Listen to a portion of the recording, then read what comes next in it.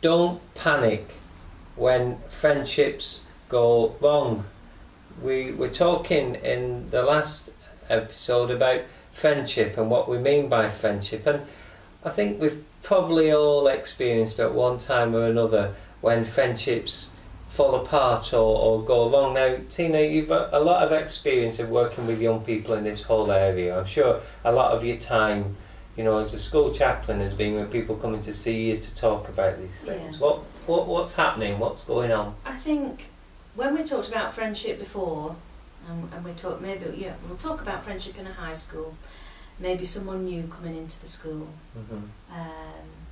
They're new, brand new school, hundreds of people to get to know, and they've asked your friend to look after that new person. How do you feel? You can feel threatened. Yeah. Yeah. Because your friend is a good friend. And you don't want to lose them. You don't want to lose them. Yeah. So what do? You can get a bit jealous, really. You can get jealous, you can get frightened, you can get worried and stressed. But as we said last time, if we've got a true friend, and that friend is going to come back to us, your friend is being seen as someone who can help someone settle in to a new school and a new environment. So that's if the teachers have asked somebody to look after somebody. Yeah. So, but what happens if, you know, somebody new comes in and your best friend, well, to be honest, decides you want to spend some more time with them? Because that can happen, can't it? That can happen, and I've seen that happen a lot, and people have fallen out. Sometimes it's made worse by social media, as we've already mentioned, the dangers of social media. So what goes wrong there? What do people do that causes more problems? Well, you can feel threatened by another person who is taking your friend away, and maybe you go home and you say that on Twitter or you say it on Facebook. So other people see that. So other people see that then. So then they can make your friend's life an absolute misery because she's gone and, you know, found this other friend. And sometimes I think one of the dangers that we find with friendships, and especially with the internet, is how we say things. If we're talking, that's fine. If we're having a bit of a row or we're having a joke, we can tell that in the tone of our voices. Yeah. When we write things down, oh right, yeah, you can't tell, you can you? tell how we're saying it. That's really important. You can't tell when somebody's written something down, because even if you use whatever might be all capitals or something like that, that can mean different things to different people. Yeah. So in a text or a Snapchat or whatever, if it's written down, it's totally different than how we say it. And I think what I've found in the many people that I've tried to help through this problem is that when it's written down, there's nothing. Yeah. There's nothing there. It's just black and white.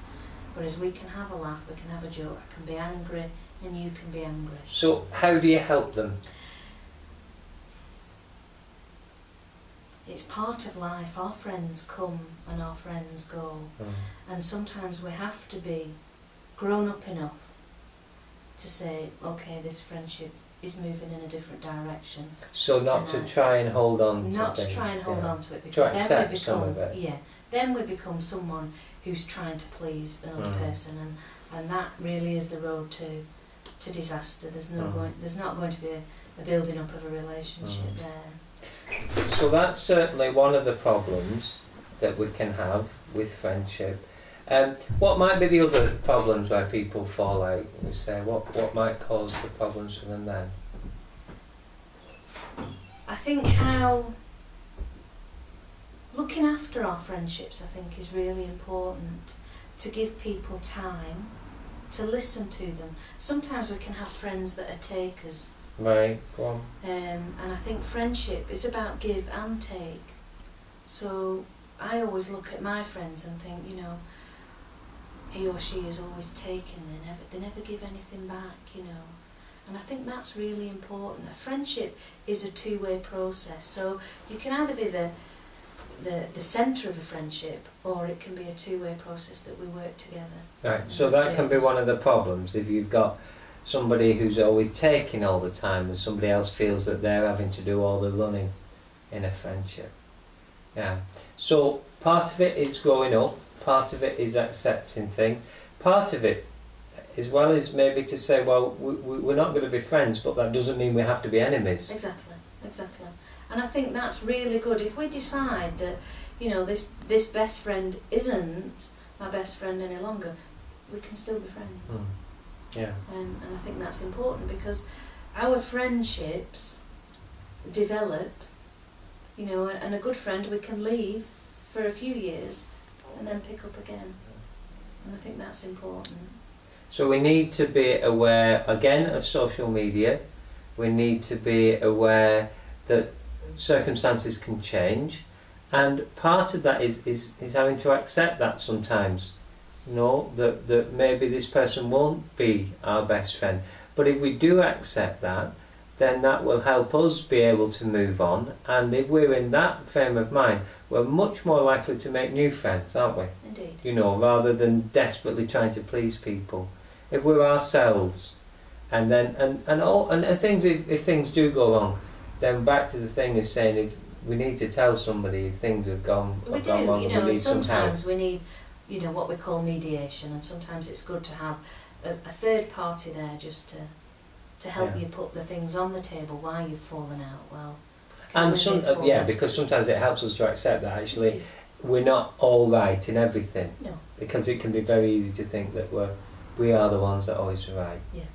And I think, you know, it's very important for us to remember that in our faith as well, that Jesus teaches us to love those and to pray for those who we find it difficult to get on with. So even if we're having a break up in our friendships, that's really good that we still try and hold them in our prayers, because that can make all the difference as well. So we'll keep praying, Lord, stay with us on our journey. Amen.